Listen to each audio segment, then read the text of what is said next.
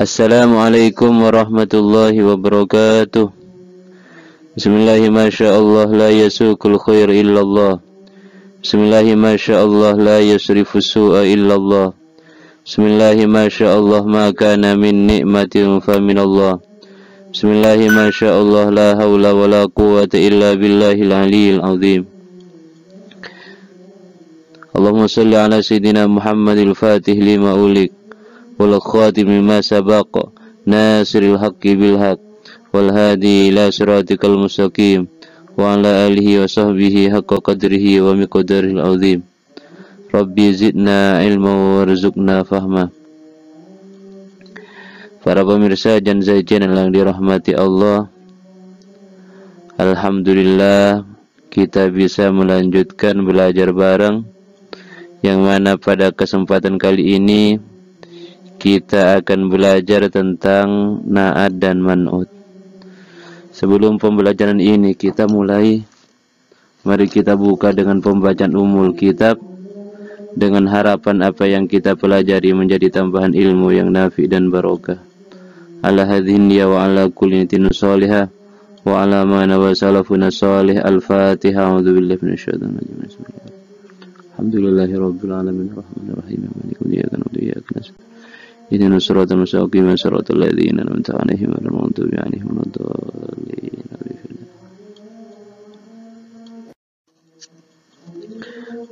Para pemirsa dan zain yang dirahmati Allah, sekarang kita akan membahas tentang na'at atau sifat. Apa itu na'at? Na'at adalah suatu kalimat yang disebutkan setelah isim demi untuk menjelaskan sifat isim tersebut. Contoh, ja'a Zaidun al-alim. Zaid yang alim telah datang. Jadi sifat adalah suatu kalimat yang disebutkan setelah isim. Jadi sifat dalam contoh ja'a Zaidun al-alim adalah lafaz al-alim, yang mana letaknya terletak setelah isim juga, yaitu lafaz Zaidun.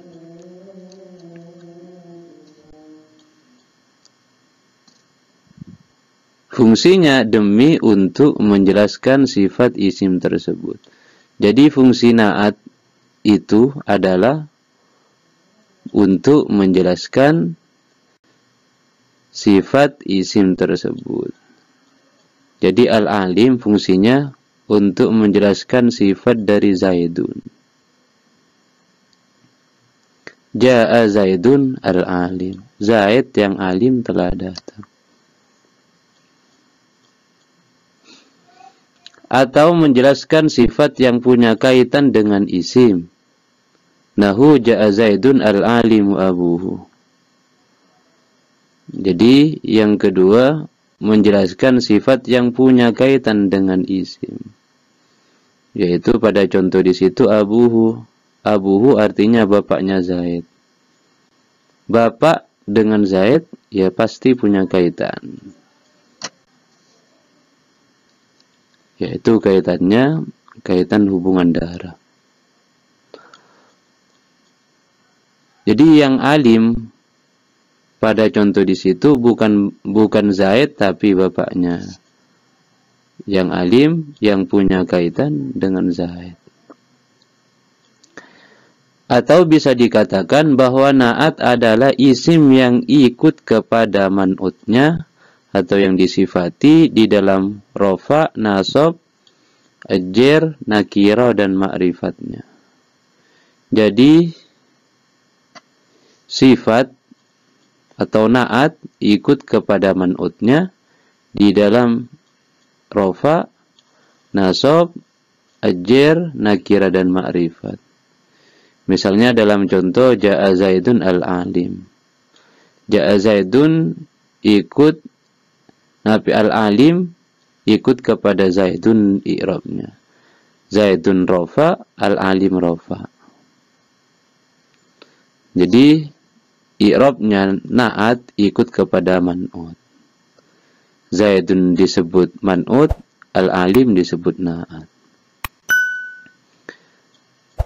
Kalau man'utnya nasab, maka sifatnya atau na'atnya harus nasab. Misalnya ra'aitu Zaidan al-alima, maka tidak lagi al-alimu tapi al-alima.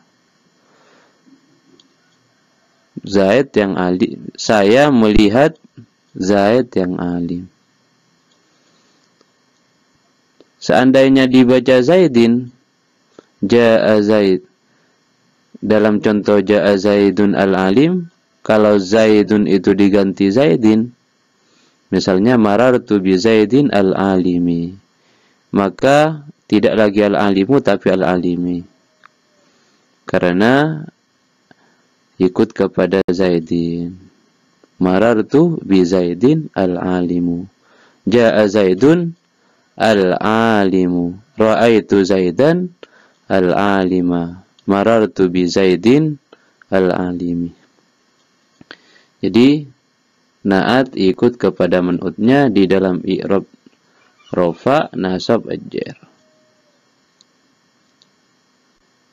Kemudian di dalam nakirah dan ma'rifatnya. Tentang nakirah dan ma'rifat akan dijelaskan berikut ini.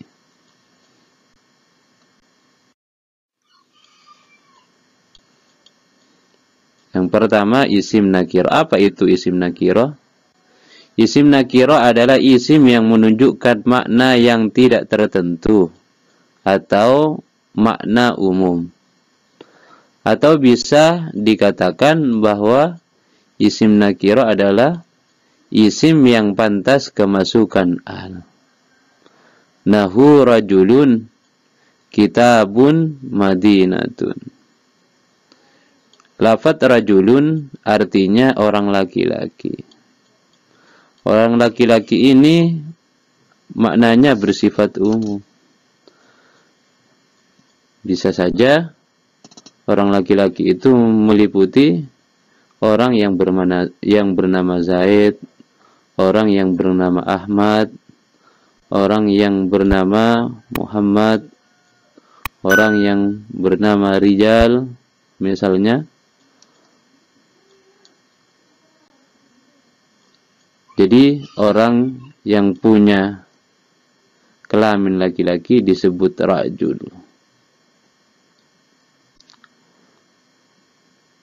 Jadi isim nakirah adalah isim yang mempunyai makna umum.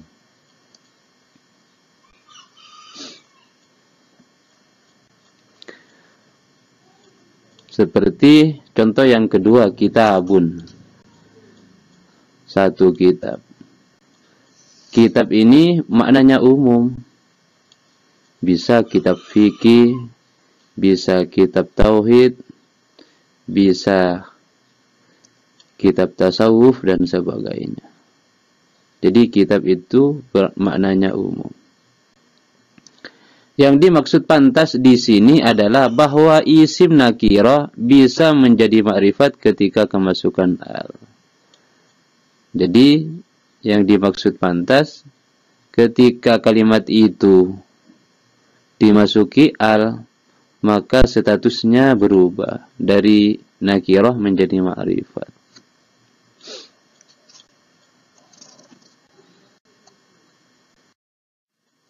Kemudian yang dimaksud isim ma'rifat. Isim ma'rifat adalah isim yang menunjukkan makna tertentu atau makna khusus. Nahu Zaidun, seorang Zaid, anta kamu. Untuk lebih mudahnya kita lihat pembagian isim ma'rifat. Pembagian isim ma'rifat. Yang pertama isim dhamir. Huwa, huma, hum, hiya, huma, hunna, anta, antuma, antum, dan seterusnya. Jadi dhamir ini adalah kata ganti. Huwa artinya dia. huma, huwa, dia laki-laki satu, huma, mereka berdua laki-laki. Jadi ketika mengatakan dia berdua, maka perkataan itu khusus kepada dua orang. Jadi bedanya ma'rifat dengan nakirah, kalau ma'rifat itu tertentu atau makna khusus, kalau nakirah bermakna umum. Pembagian isim ma'rifat yang pertama adalah isim dhamir. Kemudian yang kedua isim alam, adalah menunjukkan nama orang atau nama daerah. Contoh Zaid, Zaidun, seorang Zaid. Ahmadu, Ahmad. Makkata, Makkah, kota Makkah. Jadi ketika mengatakan seorang Zaid, maka tertuju kepada orang yang bernama Zaid. Ketika mengatakan Ahmad, tertuju kepada seseorang yang bernama Ahmad. Ketika mengatakan Makkah, maka tertuju ke Makkah, tidak kepada yang lain. Kemudian selanjutnya adalah isim isyarah, kata tunjuk, seperti hadhihi, hadza. Hadhihi artinya ini untuk perempuan, kalau hadza ini untuk laki-laki.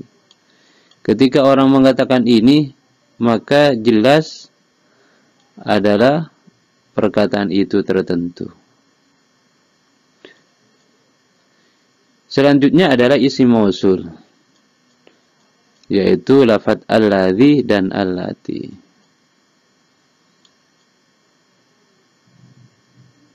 Selanjutnya isim yang kemasukan al.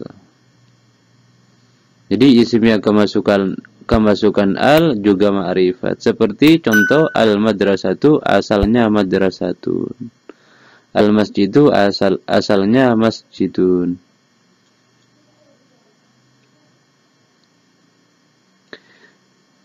Jadi madrasatun meskipun itu maknanya umum, tapi setelah ada alnya, maka tertuju kepada satu madrasah tertentu.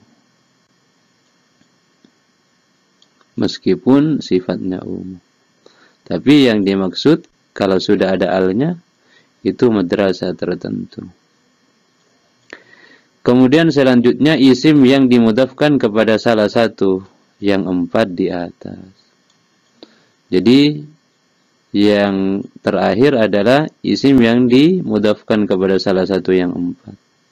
Seperti contoh malu Zaidin, hartanya Zaid. Malun itu sifatnya umum harta, tapi ketika disandarkan, dimudhafkan kepada isim alam yaitu Zaidin, maka menjadi ma'rifat. Kitabuhu, kitabnya dia. Ini dimudhafkan kepada isim dhamir. Selanjutnya masuk ke pembagian na'at. Na'at terbagi menjadi 2. Yang pertama na'at hakiki, contoh ja'a Zaidun al-alimu. Kemudian yang kedua na'at sababi, contoh ja'a Zaidun al-alimu abuhu. Apa itu na'at hakiki? Na'at hakiki adalah na'at yang merofakkan kepada isim dhamir. Contoh ja'a Zaidun al-alimu. Jadi na'at hakiki adalah na'at yang merofakkan kepada isim dhamir, yaitu lafadz al-alimu pada contoh ja'a Zaidun al-alim. Jadi lafadz al-alim itu adalah na'at hakiki karena menyimpan dhamir di situ, adalah merafakkan isim dhamir yang ada pada lafadz al-alim. Kalau dikeluarkan adalah lafadz huwa. Jadi dhamir di situ kedudukannya sebagai fa'il.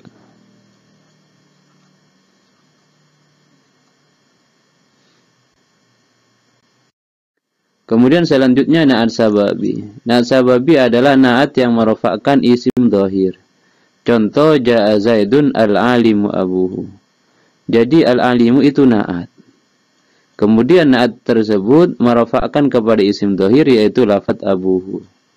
Abuhu i'rabnya rofa karena dirofakkan oleh al-alim, oleh na'at. Zaid yang bapaknya alim telah datang.